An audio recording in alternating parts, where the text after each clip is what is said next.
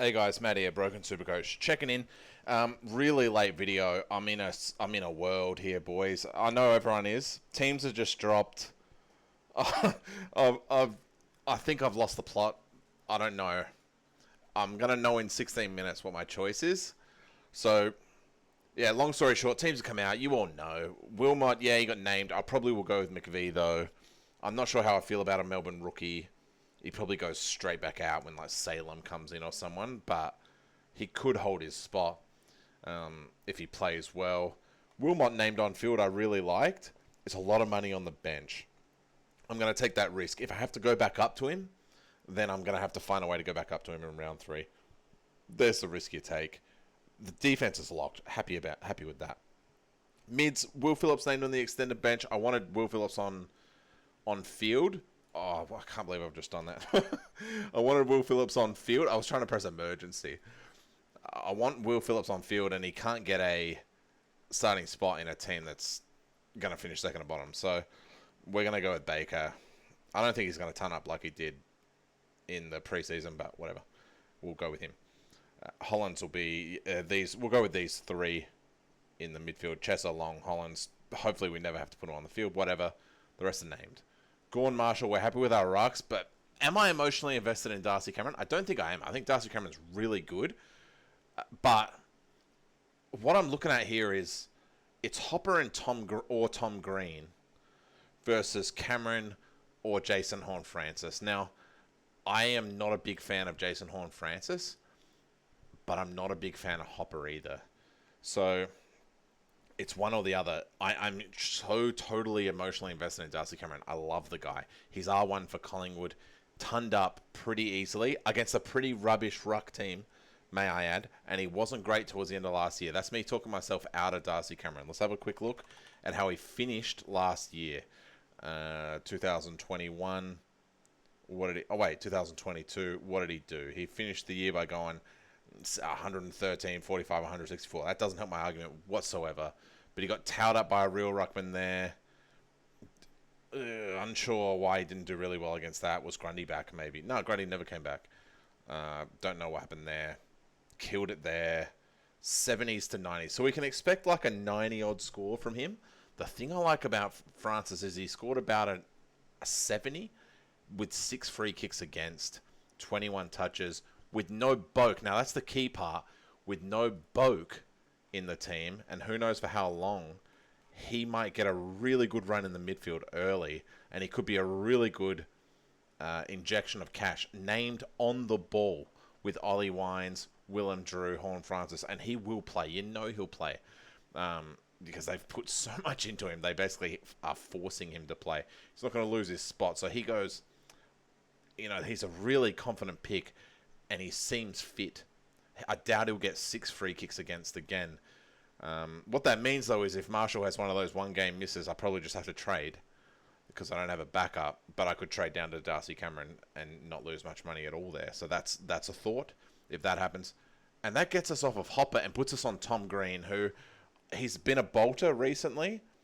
But when you pick players like this in your position, in your mids, if you're picking Hopper, he's either a top 8 player or you're hoping he gets to 500k to make you 200k so you can trade him.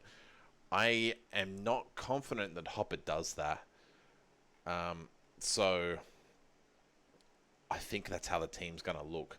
Obviously, I've got like 12 minutes to commit because if I don't go Hopper, then the team is set that way. What I don't like about this, though, is I've got 18k only to work with, whereas Cameron and Hopper give me a bit more. So it's something to think about.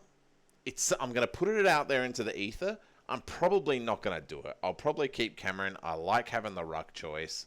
I'll probably keep Hopper. I think you've got to ride the wave with Hopper. He's 50% owned or something compared to Tom Green, who's like, if we just go here, Green, who's like 35% owned. So they're both reasonably owned. Horne-Francis is a massive pod though, at 15%. Same with Darcy Cameron, 15%. So it's 2 risky pods. I think I like the consistency of Darcy Cameron. I'm gonna and out about this for another 12 minutes, and I just don't know what I'm gonna do. I think we're going with this, guys. I think we have to let Darcy Cameron go, except that he was great for us last year.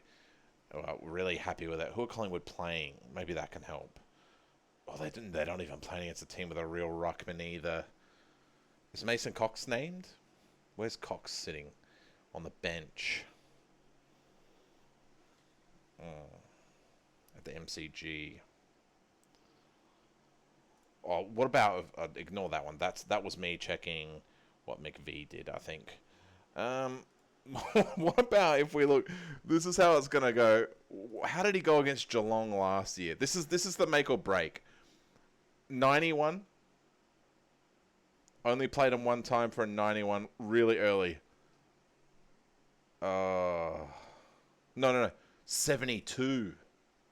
But that was with Grundy in the team, wasn't it? That was while Grundy was playing.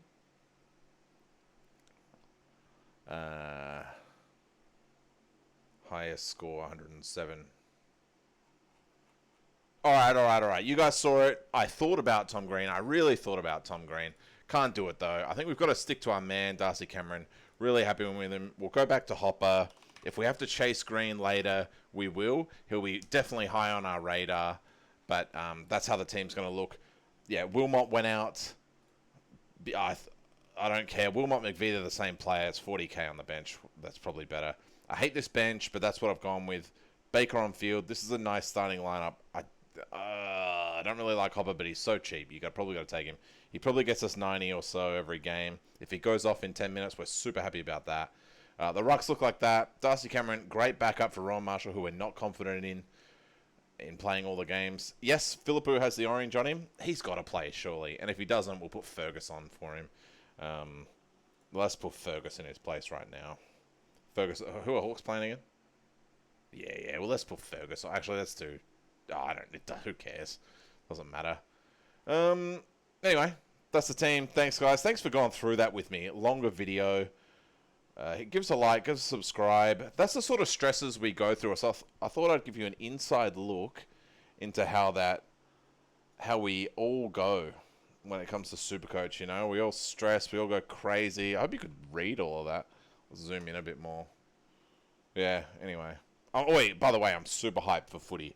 I know it's like I'm flat. I sounded flat then, but that's the stress of Supercoach, and we love it. That's why we play it. Anyway, see you later. Thanks.